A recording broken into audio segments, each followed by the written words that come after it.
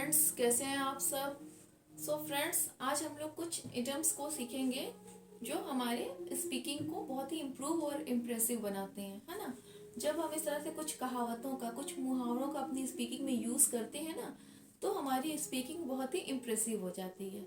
चलिए स्टार्ट करते हैं। तो सबसे पहले, a red letter day an auspicious day, यानी कि बहुत ही खुशी का दिन, ऐसा दिन जो होता है ना, कोई एक सुनहरा दिन, गोल्डन डे। तो 15 August is a red letter day for India, क्योंकि हम 15 अगस्त को ही फ्री हुए थे, तो इसलिए 15 अगस्त क्या है हमारे लिए, ए रेड लेटर डे, है ना। फिर सेकंड देखिए, a bed of roses, a comfortable situation, यानी कि बहुत ही आरामदेह सिचुएशन।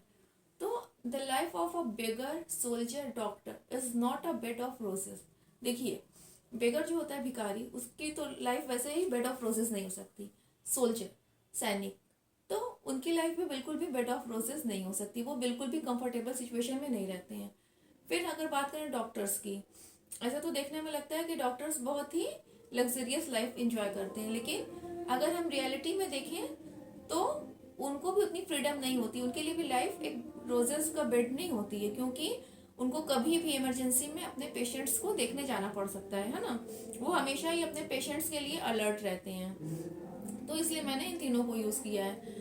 इसका ऐसे भी यूज़ कर सकते हैं, ए बेड ऑफ रोजेस का ऐसे भी यूज़ कर सकते हैं, the life of a prince is like a bed of roses, है ना, या the life of a prince is a bed of roses. कोई प्रिंस की लाइफ कैसी होती है, बहुत ही कंफर्टेबल होती है ना। फिर थर्ड देखिए, ए बोन ऑफ कंटेंशन, यानी कि ए कॉज ऑफ क्यूरल, बोलते हैं ना झगड़े की जड़, लड़ाई की जड़।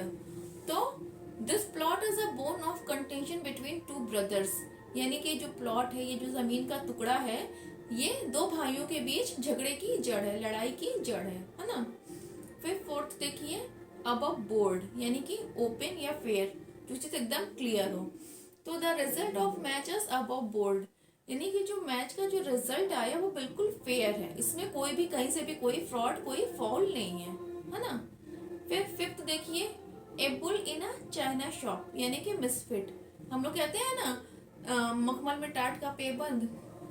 तो जब कोई चीज एकदम मिसफिट हो तो उसको हम लोग क्या कहेंगे, a bull in a china shop. तो that politician is like a bull in a china shop. देखिए, यहाँ पे हमने पॉलिटिशियन का यूज इसलिए किया है कि कुछ पॉलिटिशियन होते हैं ना, जो हमारी डेमोक्रेसी को बहुत ही हार्म पहुंचाते हैं, वो हमारी डेमोक्रेटिक सिस्टम के लिए बिल्कुल ही मिसफिट होते हैं। आप अपने यूसेज के अकॉर्डिंग कुछ भी वहां पे लगा सकते हैं, है ना। फिर सिक्स देखिए, एड फ्यूल टू फायर, यानी कि गुस्सा दिलाना, आग में घी डालना, है ना। तो my brother added fuel to fire by complaining against me to my father, यानी कि मेरे भाई ने मेरे अगेंस्ट कंप्लेंट करके, मेरे फादर से मेरी कंप्लेंट करके उनके गुस्से की आग में घी डाल दिया, यानी कि उनको और गुस्सा दिला दिया। क्लियर। फिर देखिए, एल फॉर क्राई, यानी कि ए लॉन्ग वे।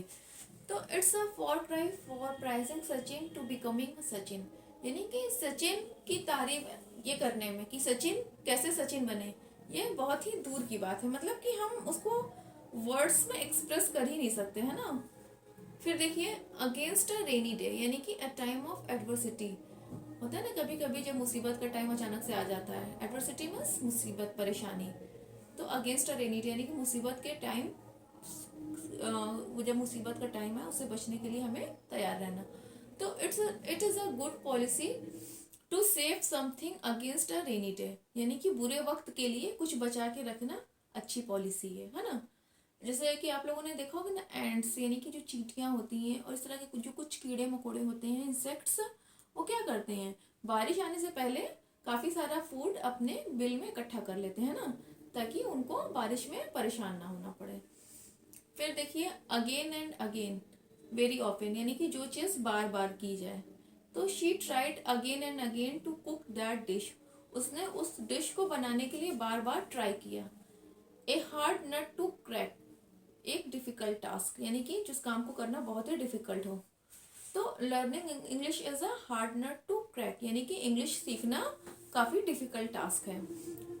इंग्लिश या किसी भी अदर लैंग्वेज को, जो आपके लिए फॉरेन लैंग्वेज है, उसको सीखना इजी नहीं होता है।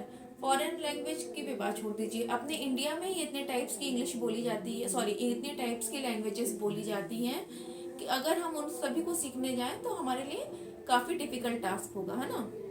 फिर देखिए, a Herculean task, very difficult task.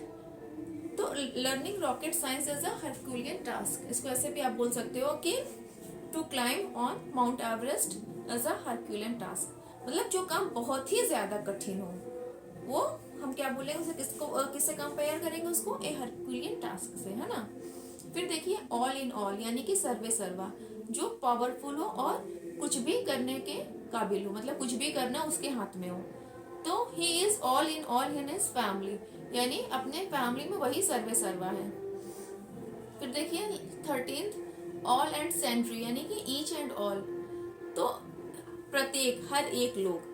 तो these rules will apply to all and sundry as everybody has to follow the law, यानी कि ये जो रूल्स अभी अभी गवर्नमेंट ने निकाले हैं ये सभी पे, हर एक पर्सन पे इक्वली अप्लाई होंगे, क्योंकि सभी इंसान को, सभी लोगों को लॉ को, कानून को फॉलो करना ही होगा, है ना। एन एक्स टू ग्रिंड यानी कि सेल्फिश मोटिव, होता है ना कि अपने मतलब के लिए गधे को बाप बनाना। तो I have to support him because I have an axe to grind, यानी कि मुझे उसको सपोर्ट करना ही पड़ेगा क्योंकि मुझे उससे अपना कुछ मतलब निकलवाना है ना। फिर देखिए, ओपन सीक्रेट यानी ऐसी बात जो वेल नोन हो, जिसके बारे में सब जानते हो। तो it is an open secret that this government is a bunch of crooks, है ना।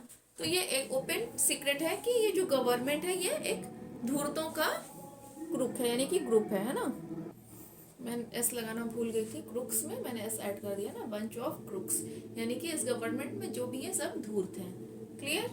फिर देखिए, एन एप्पल ऑफ डिस्कॉर्ड, फिर अगेन ये वही बात हो गई, एक कॉज ऑफ क्वेरल, है ना, जिसके बारे में भी हम लोगों ने पढ़ा था कि लड़ाई की जड़ होना। तो the will of their father is an apple of Discord between Ramesh and Sheena. Will means वसीयत, तो उनके फादर की जो वसीयत है वो रमेश और शीना के बीच लड़ाई की जड़ है ना। रमेश और शीना बहन भाई हैं और अपने फादर की वसीयत यानी कि विल की वजह से उन दोनों के बीच में लड़ाई हो रही है। फिर देखिए, ए रोलिंग स्टोन, जिसको हम लोग थाली का बैगन भी कहते हैं, एक ऐसा इंसान जो इधर से उधर ढुलकता रहता है। A person who is always shifting, he is a rolling stone for his self purposes, यानी कि वो अपने स्वार्थ के लिए, अपने मतलब के लिए हमेशा इधर से उधर ढुलकता रहता है। फिर देखिए, a royal road, the best way, तो practice is a royal road to learn English, जैसे कि मैं बार बार कहती हूँ कि जब तक आप इंग्लिश बोलने की प्रैक्टिस नहीं करेंगे तब तक इंग्लिश स्पीकिंग नहीं हो पाएगी, है ना। तो practice is a royal road to learn English. फिर देखिए, स्क्वायर डील यानी कि ए फेयर बार्गेन, ये कहते हैं ना कि साफ सुथरा सौदा। तो he is a very honest business man, so he always do a square deal, यानी कि वो बहुत ही ईमानदार बिजनेसमैन है, तो वो हमेशा ही साफ सुथरा सौदा करता है, यानी कि वो अपने बिजनेस में कहीं से भी कोई चीटिंग नहीं करता। फिर एट अ स्टोन्स थ्रो, यानी कि वेरी नियर, बहुत ही पास, इतनी पास कि अगर हम पत्थर फेंकें तो वहां पहुंच सके। तो my house is at a stone's throw from my office, तो मेरा घर मेरे ऑफिस से सिर्फ इतनी ही दूरी पे है कि मैं वहां से अगर पत्थर फेंकूं तो मेरे ऑफिस में जाए। बेसिकली कहने का मतलब ये है कि जब दो जगहों के बीच में बहुत कम डिस्टेंस होता है तो हम कहते हैं एट अ स्टोन्स थ्रो, है ना, कि बहुत ही पास पास है। सो फ्रेंड्स, आज के लिए बस इतना ही, मिलते हैं नेक्स्ट वीडियो में, तब तक बाय बाय।